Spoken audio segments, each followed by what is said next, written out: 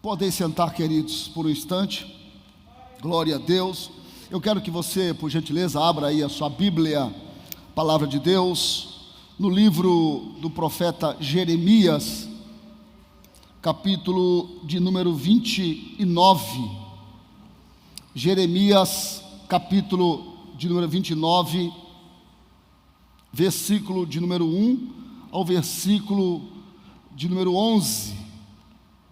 Glória seja dada ao nome do Senhor. Os irmãos encontraram aí?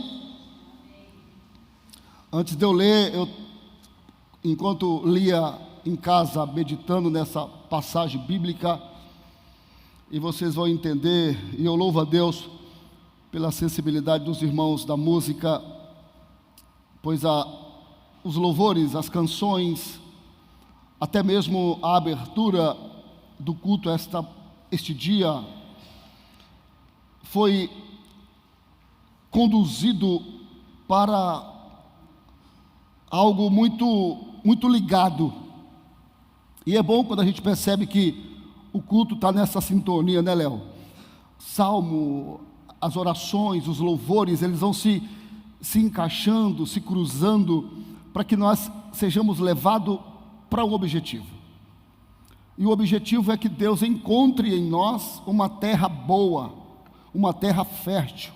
Mas quando eu meditava nesse texto durante essa semana, Deus colocou no meu coração 3 pessoas. E eu vou falar agora porque vocês vão entender no decorrer da ministração o porquê dessas 3 pessoas. Eu, ao ler esse texto, veio no meu coração assim muito fortemente um homem que passou pela minha vida. Passou, pois o Senhor recolheu ele. Novo, com 51 anos, saudoso presbítero Luiz Fernando Duarte. Deus colocava muito forte no meu coração a pessoa dele. Como em momentos de dificuldade extrema, ele conseguia tirar um sorriso e dizia assim: Deus nunca perdeu o controle. Na pior situação da sua vida, quando ele estava desenganado pela medicina e pela ciência, ele ainda conseguia sorrir e declarar que Deus era bom. Deus me fazia lembrar, quando eu li essa passagem, irmã Leonice, do meu primeiro pastor Reinaldo. Quando, por muitas dificuldades que ele enfrentou, eu nunca vi, mesmo nos dias que ele acabava de pregar, e ao sair do altar, e ele desmaiava, e saíamos correndo com ele para o hospital, eu nunca vi ele reclamar de nada na sua caminhada. Sempre tinha uma palavra. Por mais que as suas pregações não fossem as pregações mais eloquentes, não fossem as palavras ou a pregação bem formalizada dentro das regras da hermenêutica, da homilética, ele nunca colocou em xeque o Deus que ele servia. E por último, eu quero dizer a você que também veio no meu coração o nosso pastor Ronildo, que enfrenta dificuldades tamanha que muitos de nós nem sabemos, mas toda vez que eu sento para conversar com ele, chorando por alguma dificuldade minha, ele começa a falar as dificuldades dele, mas sempre ele diz: eu não vou desanimar e eu não vou desistir, porque Deus falou comigo. Deus disse algo para mim, e eu estou crendo neste algo que Deus falou. Leio para vocês o texto que nós discorreremos neste dia, em nome de Jesus. Diz assim, o capítulo 29, versículo 1. E estas são as palavras da carta que Jeremias... Eu vou ler aqui embaixo, melhor, né, Stephanie? Melhor, né, filha? Vou ler aqui embaixo, porque é a versão que está com os irmãos. Este é o conteúdo da carta que o profeta Jeremias enviou de Jerusalém aos líderes que ainda restavam entre os exilados, aos sacerdotes, aos profetas e a todo o povo que Nabucodonosor deportara de Jerusalém para a Babilônia. Isso aconteceu depois que o rei Joaquim e a rainha mãe, os oficiais do palácio real, os líderes de Judá e Jerusalém, os artesãos e os artífices foram deportados de Jerusalém para a Babilônia. Ele enviou a carta por intermédio de Eleazar, filho de Safã, e Jeremias, filho de Ilquias, os quais Edequias, rei de Judá, mandou a Nabucodonosor, rei da Babilônia.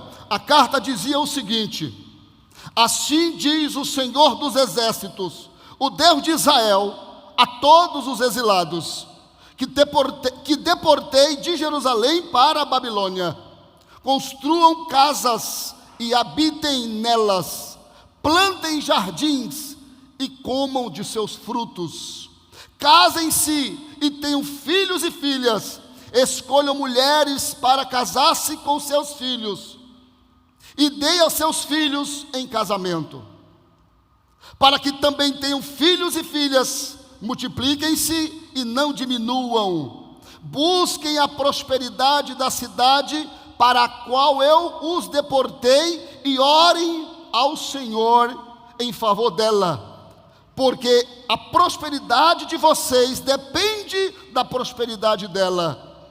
Porque assim diz o Senhor dos exércitos, o Deus de Israel: não deixem que os profetas e adivinhos que há no meio de vocês os enganem.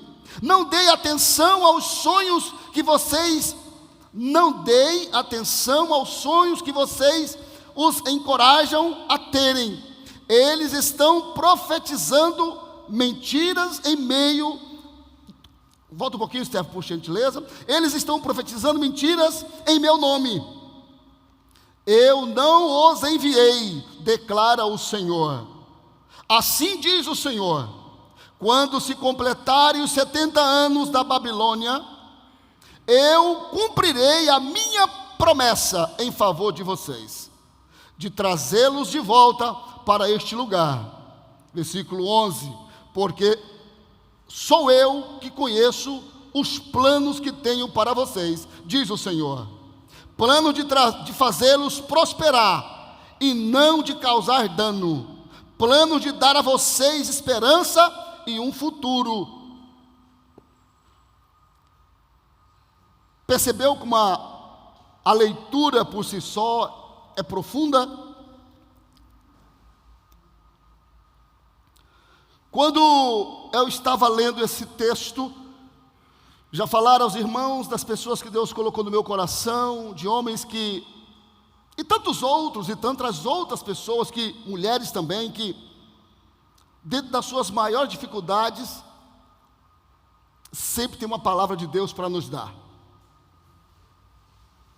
Olhando para o texto e entrando no texto, Deus resolve falar com os sacerdotes e o povo que, na primeira remessa, foi levado para a Babilônia cativos. Agora, Deus usa a vida do profeta Jeremias para endereçar uma carta aos sacerdotes e o povo. O povo que agora está lá, em Babilônia, ou na Babilônia. Povo este agora que está sem terra, separado dos seus familiares, tirado das suas casas. Povo este que agora não tem mais a sua língua natal, tem que aprender uma nova língua. Povo este que agora está sendo oprimido pelo seu opressor, pelo qual o transportara para a Babilônia. Esse povo se encontra dentro de um contexto totalmente adverso, totalmente contrário, dentro de uma situação que não gerava ou que trazia grandes impossibilidades. Mas Deus decide mandar uma carta para esse povo, mandar uma carta para esses sacerdotes, para esses líderes. E a carta tinha um objetivo, e o objetivo da carta era fazer com que este povo, que agora tinha sido transportado para o exílio, para a Babilônia, não se entregasse, não se rendesse às grandes adversidades e nem tampouco abandonasse a sua crença no Deus de Israel. O objetivo da carta era fazer com que esse povo reconhecesse que Deus tinha agora, ou estava agora, agindo até mesmo naquela situação. E aí, esse povo estava dentro de uma tratativa direta de Deus.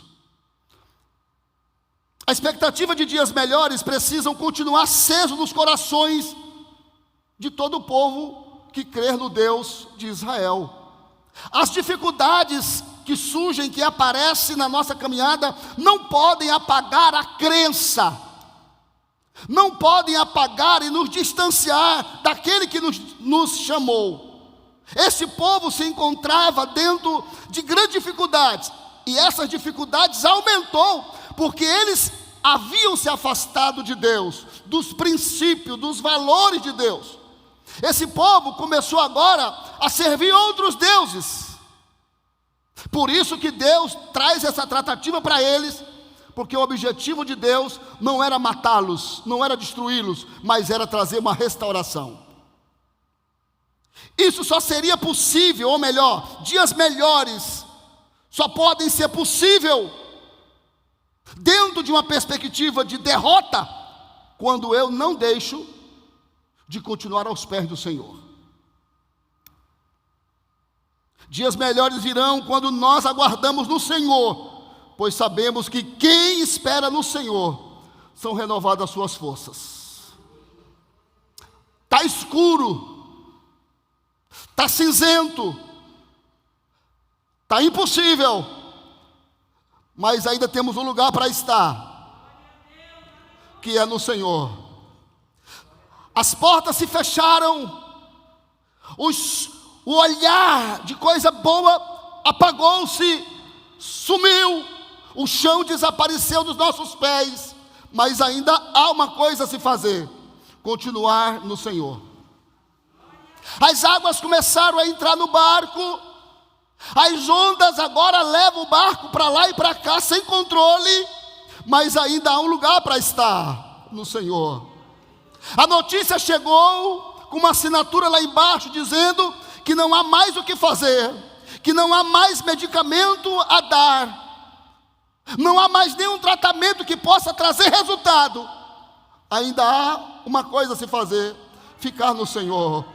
Você recebeu a notícia de que desapareceu fulano, ciclano, que recebeu uma palavra de morte, de ameaças, e você não sabe mais o que fazer? Você sabe, sim, continue no Senhor. Continue no Senhor, porque quem espera no Senhor, quem continua no Senhor, o Senhor renova as suas forças. Aguardar no Senhor, além de nós sermos renovados, Ele vai nos impulsionando para viver o outro dia, até que Ele trate conosco o que Ele precisa tratar e faça a sua vontade, aleluia, predominar sobre nós. Aleluia, glória seja dado o nome do Senhor. No meio de todo esse contexto que o povo vivia, que o povo estava vivendo lá na Babilônia, podemos também trazer para o dia de hoje todo o contexto que nós estamos vivendo, de adversidade. E aí, quando eu trouxe o tema, surgiu primeiro no meu coração também. O tema surgiu primeiro. Eu falei, pastor, agora o tema surgiu, eu tenho que desenvolver agora uma mensagem em cima desse tema. E quando o tema surgiu, eu falei com um pastor, colega meu, o pastor Claudemir. Não é fácil você poder falar de dias melhores quando as notícias são as piores. Não é fácil você falar que Deus vai abrir porta de emprego quando o desemprego está só aumentando. Não é fácil falar de dias melhores quando você olha para a perspectiva é super, mega negativa para todos nós. Mas a palavra do Senhor, ela me dá autoridade para dizer: eu creio em dia melhor, porque eu creio no Deus que governa sobre tudo e sobre todas as coisas. Eu creio em dia melhor, porque eu acredito que o mesmo Deus que abriu o mar vermelho para o povo de Israel passar, continua com a igreja até hoje. Nós podemos crer em dias melhores, porque nós não somos regidos pelas estações do tempo. Nós cremos em dias melhores, porque não estamos pautados na política. Nós cremos em dia melhor, não porque a economia está indo bem. Nós cremos em dias melhores, porque o mesmo Deus que nos chamou continua conosco, continua com a igreja. A palavra é: creia em dias melhores, porque o teu Deus tem cuidado de você. Creia em dias melhores, porque o Deus que te chamou desde o ventre de tua mãe nunca e jamais mudou. Aleluia, glória seja dado o nome do Senhor. Então a pergunta que fica para nós é: o que me leva a crer que dias melhores podem vir dentro da perspectiva desse povo que estava cativo, que estava oprimido? Vamos olhar um pouquinho para o texto, para que nós possamos descobrir, enxergar no texto.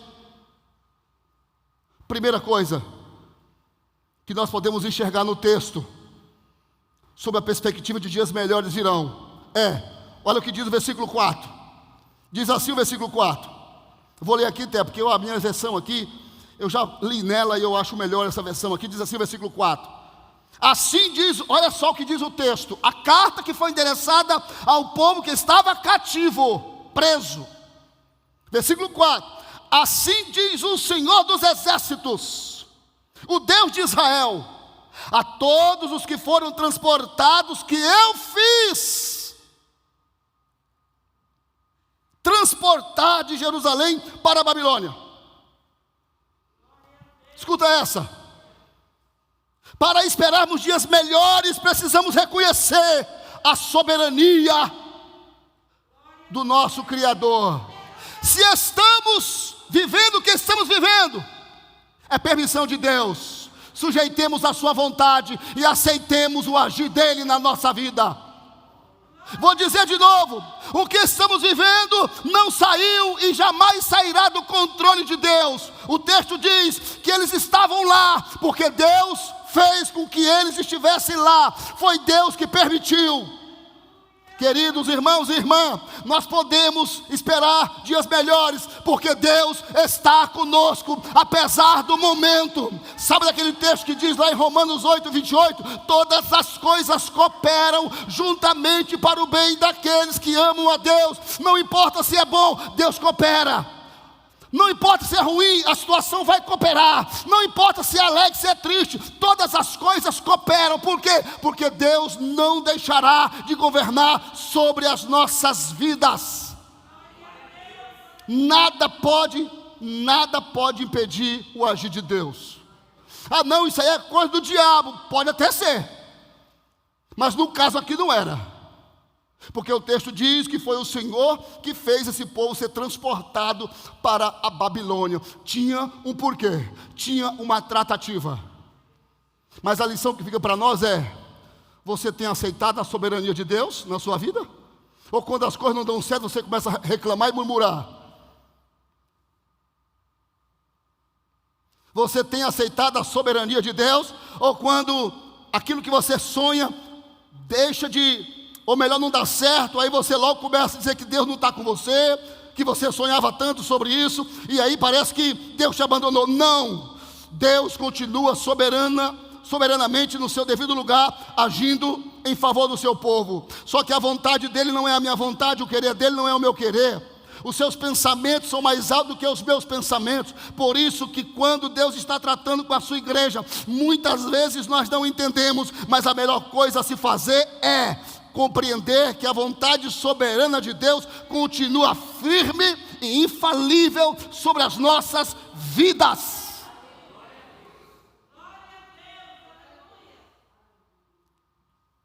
Nem sempre as nossas decisões, quando elas estão confortáveis, que nós cristãos normalmente agimos assim, eu estou decidindo porque eu estou em paz, pastor. Eu estou decidindo porque eu estou tranquilo, pastor, porque eu estou tranquila, pastor. Como se essa tranquilidade fosse a aprovação de algo que você está fazendo. Não, não necessariamente é assim que funcionam as coisas.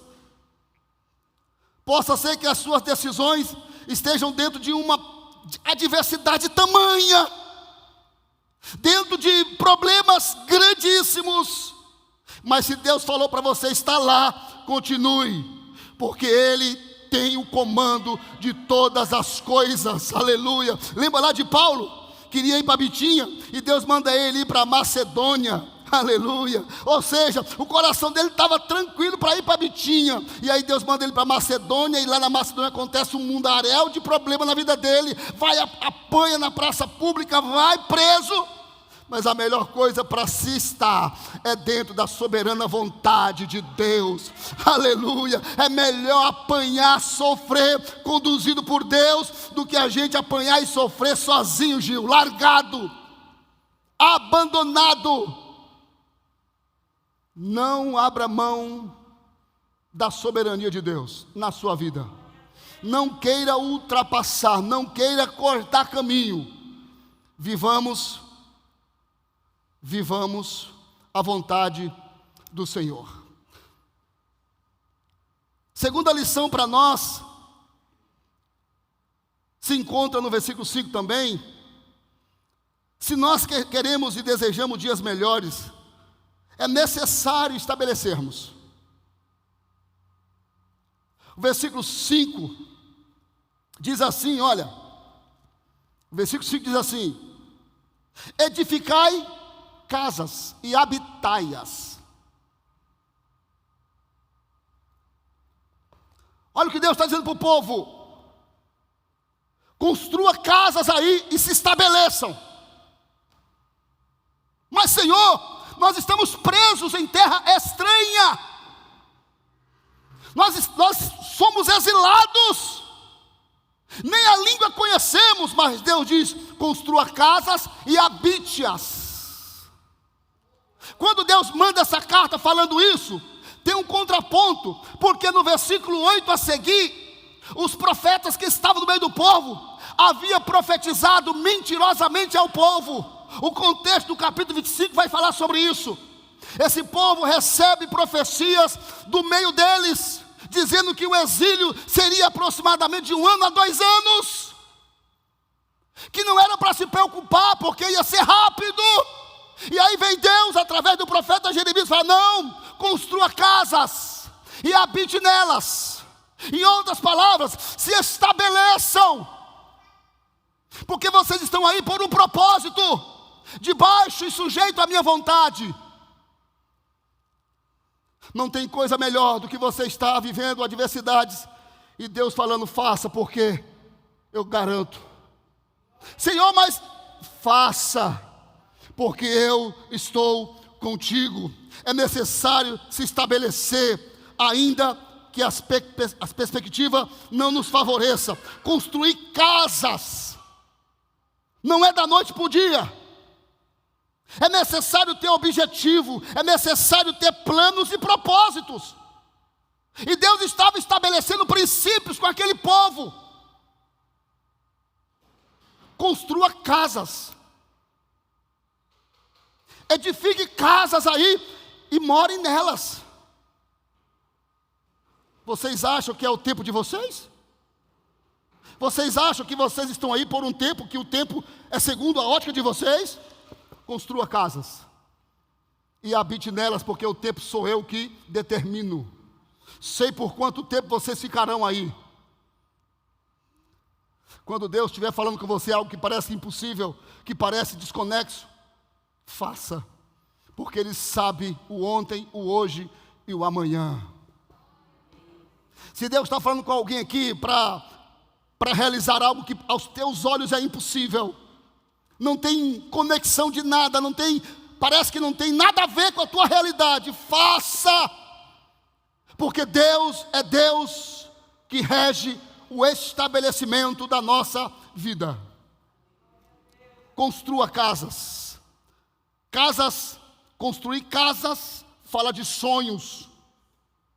Então vamos esperar dias melhores, porque o nosso Deus é Deus poderoso. Vamos sonhar estabelecido no Senhor. Ele dará o recurso necessário para a construção. Construir casa fala de herança. Mas eu estou em terra estranha, não importa. O importante é cumprir a ordem e o querer do Senhor. Construir casa fala de heranças, porque ninguém constrói casa simplesmente pelo período da sua preciosa vida. Sempre isso continua para depois. Sempre isso fica para os herdeiros. Percebe? Olha o que Deus está dizendo. Vocês acham que vão ficar só 2 aninhos aí, mas eu sei quanto tempo vocês ficarão aí. Construam casas e habite nelas, porque vocês viverão e outras pessoas viverão segundo a sua genealogia, herança. Estabeleça-se no Senhor, porque Deus não fará só para você, Deus fará além de você. Recebe isso? Deus não fará só para você, Deus fará além de você. Ficará para outras gerações. Já viu aquele texto do capítulo 11 de Eclesiastes? Lança o teu pão sobre as águas, joga lá, deixa o negócio correr para baixo. Depois de alguns dias tu vai achar, quem sabe é o teu filho, quem sabe é o teu neto, quem sabe é o teu bisneto, sei lá, quem sabe é alguém da tua família, que lá na frente está encontrando alguém ajudando, porque um dia você lançou o pão sobre as águas. Construa casas, sonhe, realize, trabalhe, deixe heranças, não fique parado, porque deslumbrar dias melhores no Senhor não significa ou não implica em nós ficarmos paralisados aguardando que Ele faça tudo. O Senhor não abre mão da nossa mão de obra. O Senhor não abre mão da nossa ação. Louvado seja o nome do Senhor. Se aguardamos dias melhores, precisamos estar plantados no Senhor. Terceira lição, versículo 5 ainda diz assim, depois que ele fala para edificar casas, ele diz: plantai jardins e comam dele o seu fruto.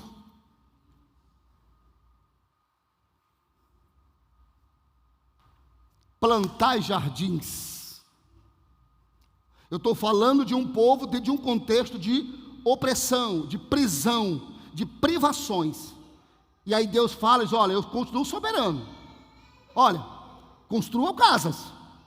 Agora ele diz: plantem jardins. E jardim fala do quê, irmãos? Quem é que gosta de plantas aqui? Eu gosto. Eu mesmo sou quem planto. Lá onde eu trabalho, eu e a Antônia, nós enchemos lá as salas de planta por tudo quanto é lugar.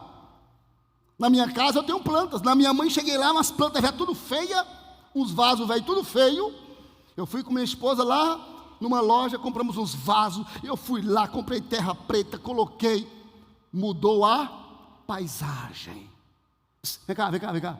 Sabe o que Deus está dizendo para aquele povo? Depois que vocês construírem casa, plantem jardim, em outras palavras, mudem a paisagem. Como olhamos as coisas, assim elas são. Se eu for conformado com a paisagem feia e eu não fizer nada para isso mudar, ela vai continuar sendo uma paisagem feia. Mas quando eu trabalho para mudar essa paisagem, logo os meus olhos se alegram com a nova paisagem. Mudem, plantem jardim, mudem a paisagem. Vocês querem ver coisa diferente na vida de vocês? Então faça coisa diferente para que vocês contemplem uma paisagem diferente. Plantem jardins. Vocês podem estar vivendo aquém do que vocês esperavam, mas quando vocês plantam jardim, quando vocês cultivam jardim, a paisagem muda, logo o olhar começa a ver coisas diferentes, o ambiente muda.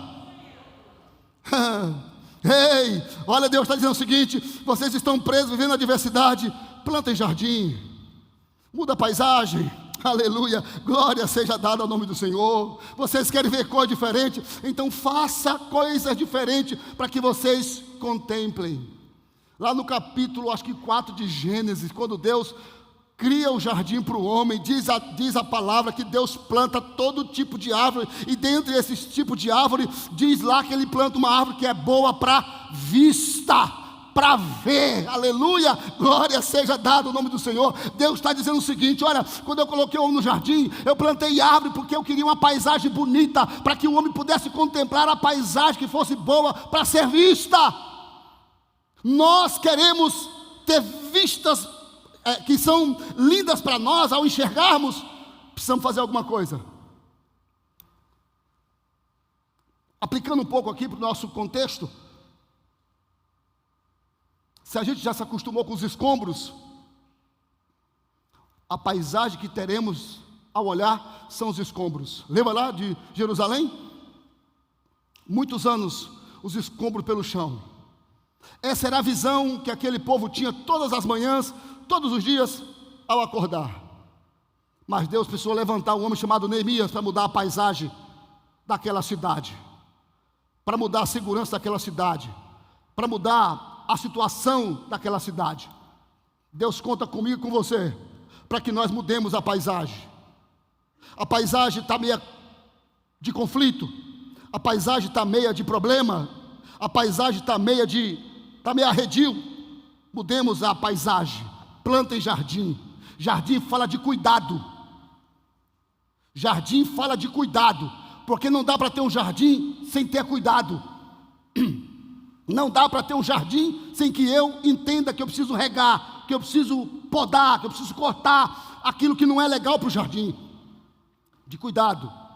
Cuidemos nós uns dos outros, para que a paisagem continue harmoniosa. Cuidemos uns dos outros na nossa casa, com os nossos filhos, com os nossos parentes. Cuidemos aqui na igreja, para que a paisagem seja sempre uma paisagem harmoniosa, para que eu não tire a vista, para que quando eu passar por você, eu não tenha que virar a cabeça para o outro lado, porque eu não quero ver a sua cara. Não, cuidemos da paisagem, para que nós continuemos sendo pessoas de uma paisagem alegre e abençoada.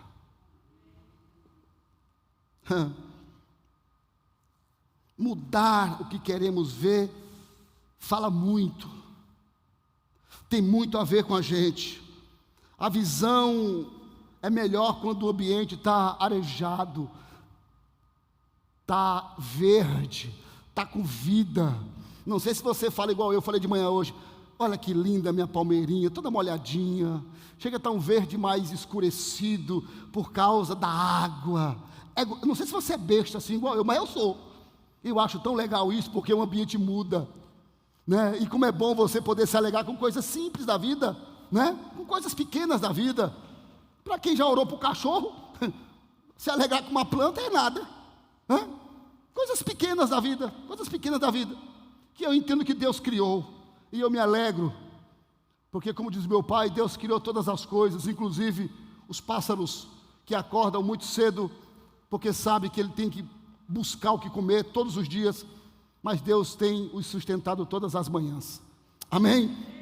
Palavra aqui sobre essa lição número 3.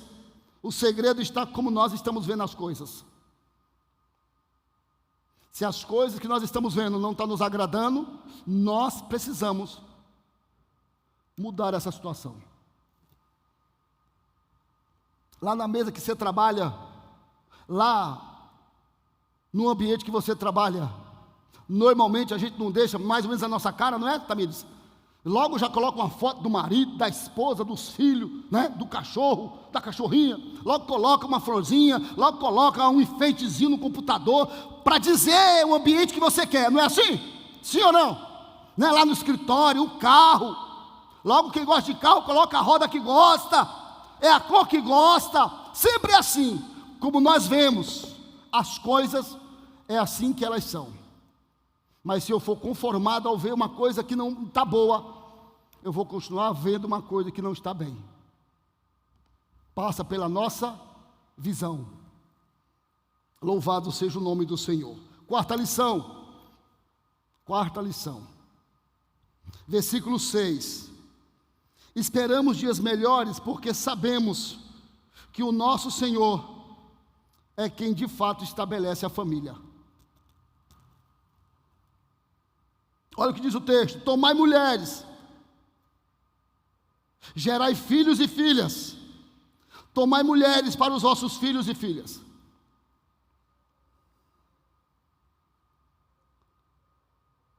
Deus não nos criou para vivermos sozinhos.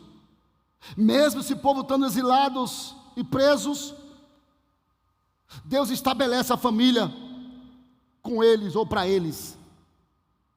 Deus, entre aspas, se preocupa ao dizer a eles através da carta: casem-se e case os seus filhos.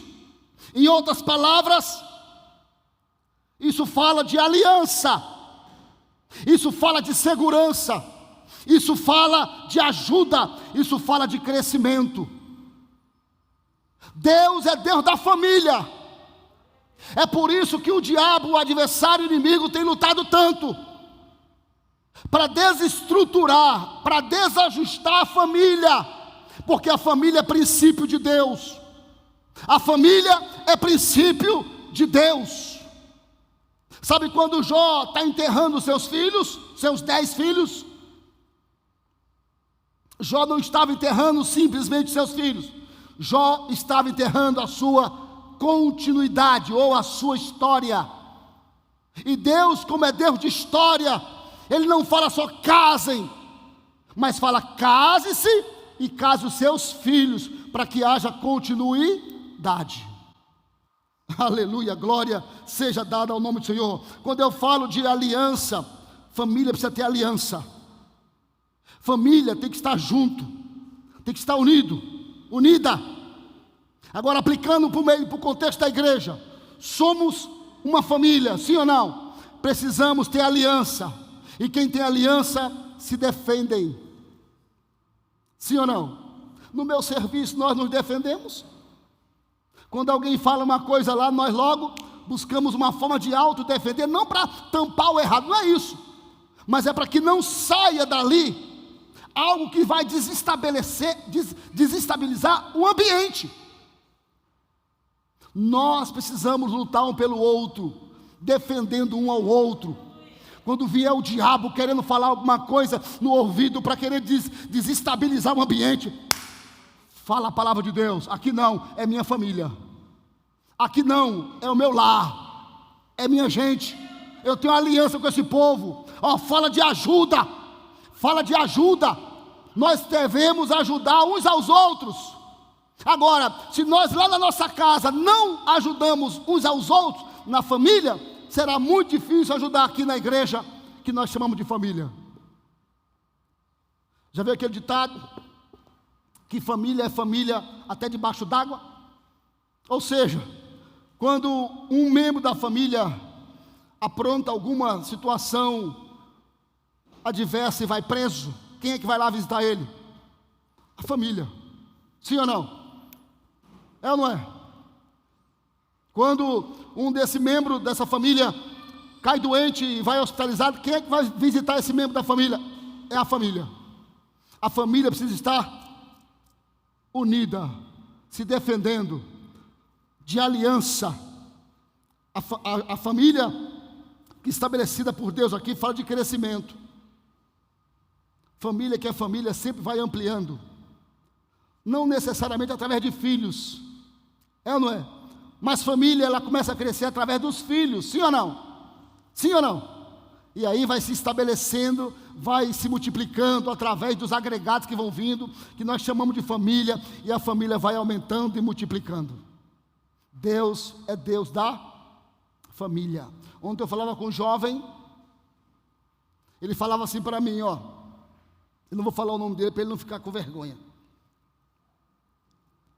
Ele fala assim: pastor, eu quero casar, e o senhor acha errado eu casar só no civil, e eu ir para ter minha lua de mel na praia? Eu falei: Por que então que você não casa só de palavra, não precisa nem nada no civil? Casa normal.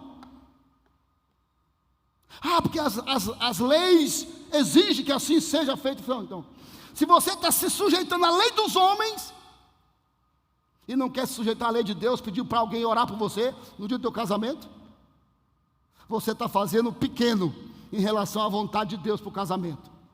Quando eu não faço questão que no meu casamento alguém ore, que alguém reze, sei lá, eu estou desconectando-se do princípio que Deus é o Deus da família.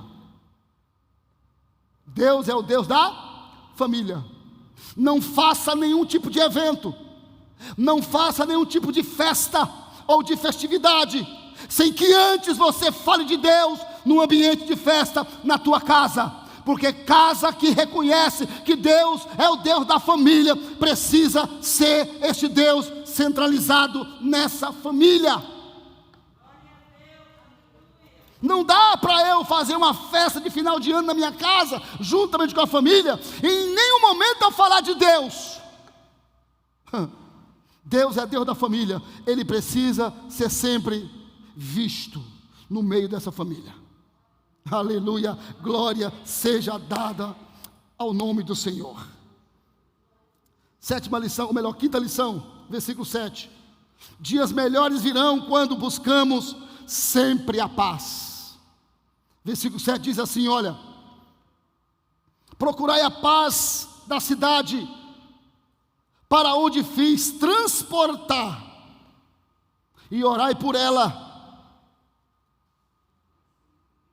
ao Senhor, porque na paz da sua cidade vocês terão paz.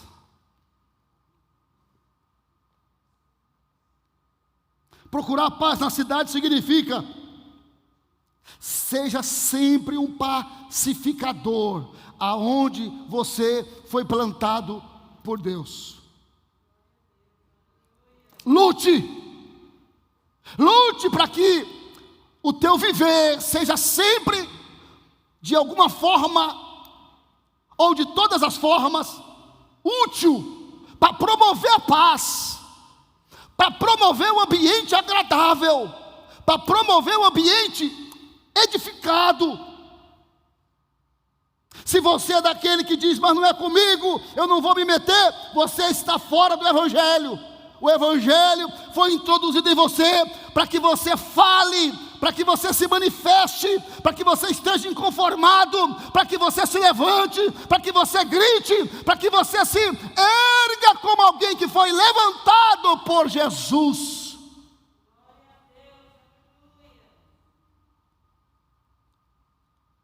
Se quando você passa diante de uma situação de adversidade na casa de algum familiar seu, de briga, de discórdia, e você não se manifesta de forma alguma, há um problema aí. Se quando você passa, vou falar de algo bem simples aqui, simples assim, de ver, não, muito complexo. Quando a gente passa, não sei se você já passou perto de algum acidente assim de moto, que você, ao passar perto daquele acidente, você vê o acidentado todo quebrado, e você vê a mão, os pés, os braços, tudo torto, e sabe que aquilo não é uma tortura normal do corpo, tem uma fratura ali. Como é que você reage? Não dá um negócio ruim, não dá? Sim ou não? É um negócio que mexe com a gente, não mexe? Mexe com o nosso emocional. Da mesma forma, nós não podemos nos conformar quando o ambiente está conflituoso. Deus manda aquele povo, vocês estão em terra estranha, sendo oprimido, perseguido, procure a paz aí, estabeleça a paz aí, é através de vocês. Ei, se você está esperando as coisas acontecer através daquele que não tem comprometimento com a palavra, você está enganado, não vai acontecer nada. Foi você que Deus levantou para promover a paz, para estabelecer a paz, para viver a paz, para disseminar a paz. Foi você que Deus levantou para falar sobre isso com autoridade. Ah, mas é contra mim, mas sempre fala contra mim, não importa. A palavra diz, olha, ore pela cidade, porque através da paz da cidade você também terá paz. Se você está num ambiente que é sempre de briga, lá no teu serviço, lá no hospital, lá na creche, lá na faculdade, e você não faz nada, é esse ambiente que você vai continuar vivendo. Mas Deus levanta o povo para dizer, procure a paz. Estabeleça a paz aí. Eu estou falando da palavra de Deus. Estou falando das escrituras sagradas. O ambiente não pode mudar a mim. E nem tampouco deve. Mas eu posso, através daquilo que Deus me deu, mudar o ambiente que eu estou vivendo. Entende isso ou não? Através da poderosa palavra que Deus implantou em você, você pode mudar o ambiente que você está vivendo. Essa é uma das falas que eu tenho sempre com as pessoas que eu atendo lá onde eu trabalho. Parece, quando eu olho para aquelas pessoas que nós chamamos de munícipes, parece haver nelas uma conformidade muito grande. Eu fui numa casa um dia desse, onde a irmã Leonice, a filha, arrancou a porta da casa da mãe para vender. E quando eu cheguei lá, tinha uma cortina, um pano, na frente da porta, porque a filha levou a porta que era de alumínio para vender por causa de droga. E eu dizia para ela, porque quando eu fui apresentado a ela, sendo ela passada de uma outra orientadora para mim, a Bárbara disse, fulano, esse aqui é o Rogério, ele é pastor. E aí logo os olhos se acenderam, abriram, como se eu fosse o salvador da pátria. E a minha fala para ela é, você está conformada com tudo isso? Ou você vai lutar em Deus para você mudar o quadro, a situação da sua casa? Eu não posso ser alguém conformado quando as coisas estão caindo na minha cabeça, quando tudo está indo de água abaixo e eu continuo calado. Deus te deu a palavra poderosa, a palavra viva, a palavra penetrante mais do que espada de dois gumes, para que você fale, para que você verbalize a paz, para que você declare a paz, para que você traga a paz através do teu posicionamento ao ambiente que você está vivendo. Você é um agente de Deus, de transformação aonde você está. Dias melhores só vão vir quando eu entendo a minha responsabilidade no Senhor para promover a paz no ambiente que eu estou vivendo. Glória seja dada ao nome do Senhor. Ainda na quinta lição, dias melhores só podem vir quando eu apenas dou ouvido à palavra verdadeira. Porque quando eu não estou dando ouvido à palavra verdadeira e fiel, eu tenho dificuldade de esperar dias melhores, porque eu sou enganado. Eu sou levado por qualquer vento de doutrina. Eu sou levado a qualquer tipo de palavra enganosa. No versículo 8 e 9 vai falar que eles, já até falei anteriormente, eles recebem uma profecia que seria de 2 anos. Cuidado com o que você está ouvindo. Cuidado com o que está chegando nos teus ouvidos. Filtre bem, peneire bem, para que possa ficar apenas aquilo que é de Deus na minha e na sua vida. Peneire bem. Como diz o nordestino, sacuda bem, para que fique apenas o que é proveitoso para promover a minha e a sua e a nossa edificação. Cuidado com as palavras que vêm. Ah, não é de Deus, ou é de Deus. Cuidado. porque ainda temos um Deus que podemos consultar diretamente, ainda temos um Deus que nos dá total liberdade para entrar na sua presença com ousadia. Ainda temos um Deus que nos ouve secretamente. Ainda temos um Deus que nos faz entrar no nosso quarto e fecharmos a porta para que nós falemos diretamente com Ele, sem nenhum tipo de intermediário, a não ser o seu próprio Filho, Jesus Cristo. Cuidado com o que está chegando nos seus ouvidos. Saiba diferenciar o que é de Deus e o que não é de Deus. Para eles houve confusão, porque eles achavam que era apenas 2 anos, irmã Luzinete. Mas o profeta veio e disse: não, 70, serão 70 anos de exílio, de prisão.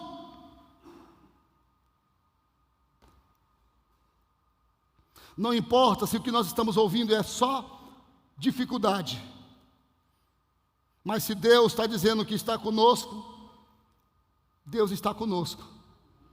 Diferente de muitos aí que diz: não, venha para cá, porque quando você pisar o pé no primeiro degrau da igreja, a tua vida vai mudar. Não caia nessa bobagem, besteira, porque o evangelho não é barganha, o evangelho não é mágica, o evangelho não é algo que acontece como se fosse um miojo, coloca ali 3 minutos, está pronto.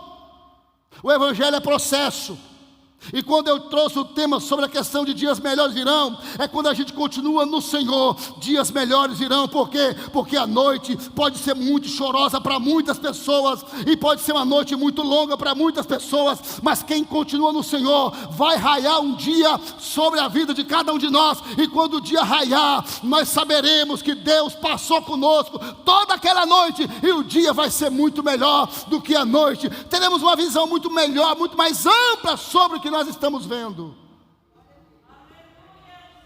Quando eu disse e trouxe o tema sobre dias melhores virão, eu não estava falando, declarando que é no meu tempo, já declarei, está tudo certo. Não, dias melhores virão se nós continuarmos no Senhor.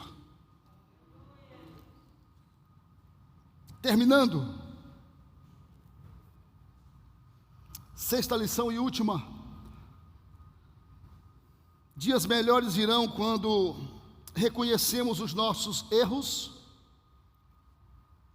e nos sujeitamos à vontade soberana de Deus. Versículo 11 diz: porque eu bem sei os pensamentos que penso de vós, pensamentos de paz, diz o Senhor, e não de mal, para vos dar o fim que esperais.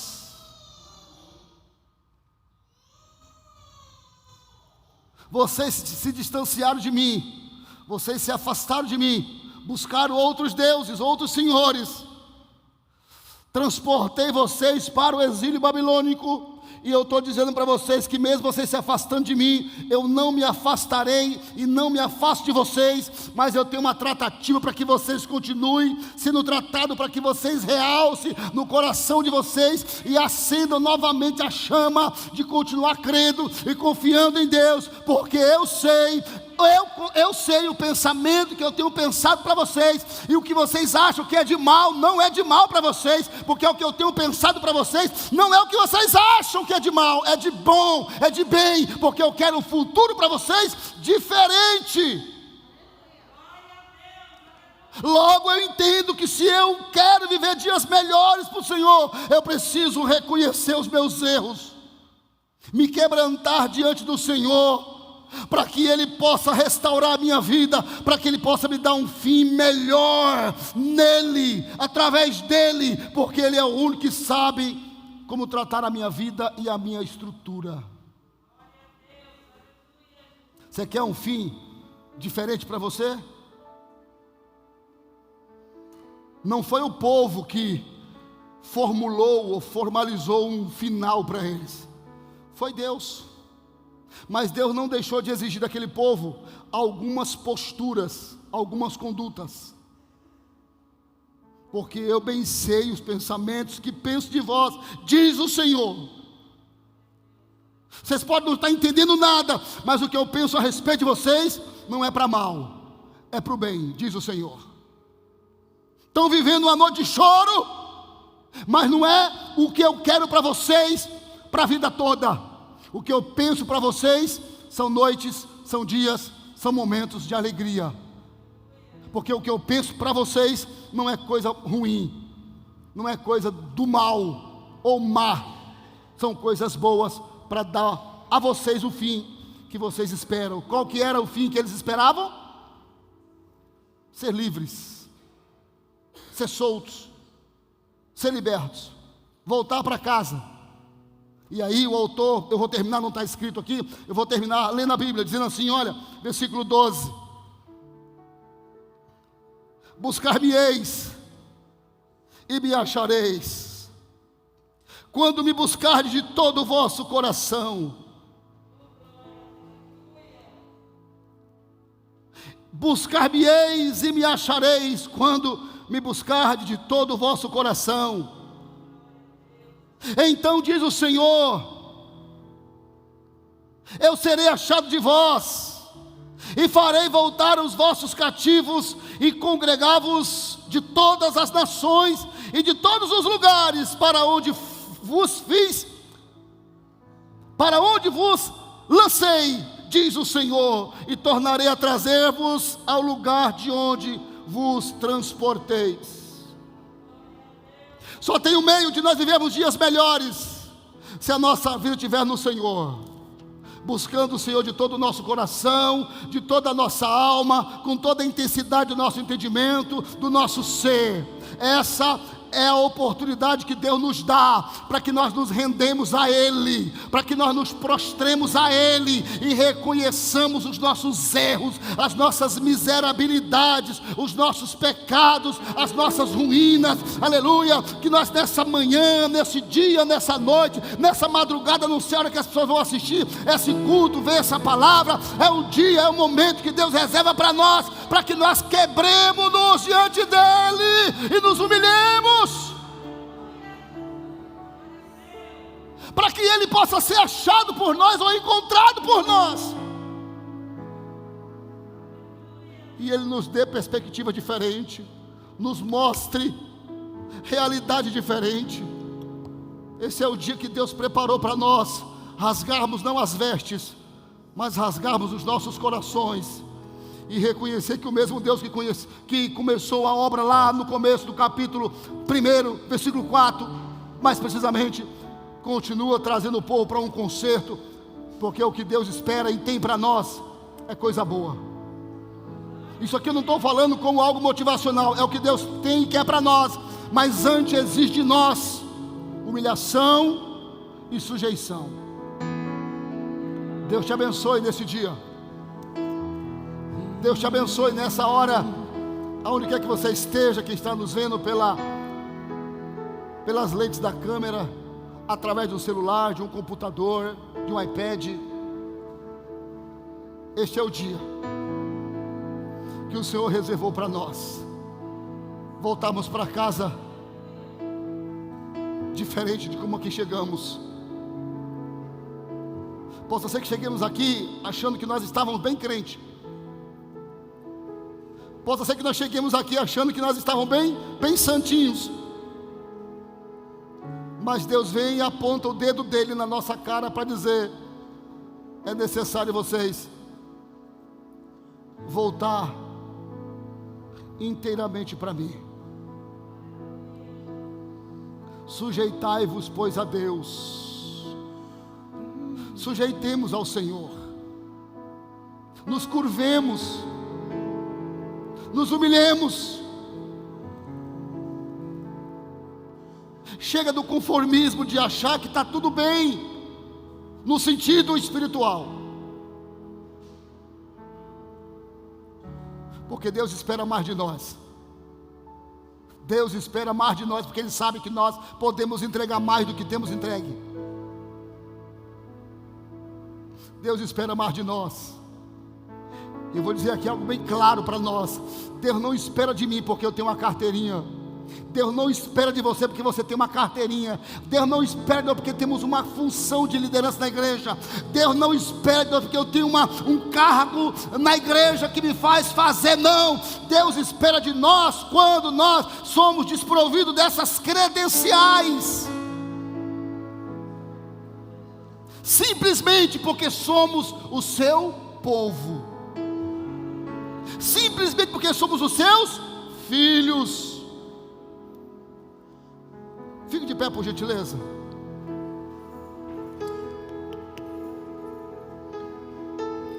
Cadê o Cauã? Cadê o Cauã? Vem cá, Cauã. Estou vendo o Cauã.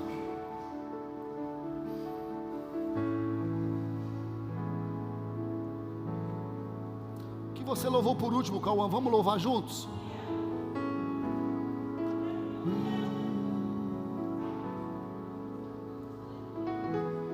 Oh, Espírito Santo de Deus, Deus poderoso, Deus maravilhoso. Tem alguém que quer se reconciliar nesse dia? Tem alguém que está com o seu coração aí querendo se render? Senhor, eu quero reforçar minha aliança contigo, eu quero entregar minha vida para o Senhor. Se tiver alguém nesse dia que queira fazer isso, dê um sinal, nós queremos orar por você. Pode ser que esteja em casa ou no trabalho aí, vendo essa mensagem, você está sentindo no seu coração. Deus te chama hoje para que você se renda a Ele. Deus, eu quero orar por aqueles que estão agora se reconciliando contigo, por aqueles que estão agora entregando-se ao Senhor inteiramente, que estão confiando em Ti, que estão depositando a confiança deles no Senhor. Abrace eles de volta, Senhor, ou melhor, abrace eles ao retorno deles. Senhor, acolha eles no seu regressar, no seu vir. A Tua palavra diz que o Senhor de maneira alguma lança fora aqueles que a Ti chegam. Acolha, Senhor, e recebe cada um dos nossos filhos, dos Teus filhos e Tuas filhas, em nome de Jesus. Abraça, Senhor, para a glória do Teu nome.